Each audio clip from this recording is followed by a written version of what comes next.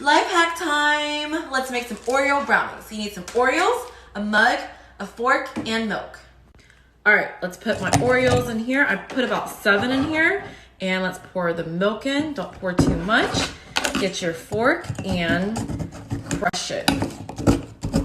Keep crushing it until it looks like batter.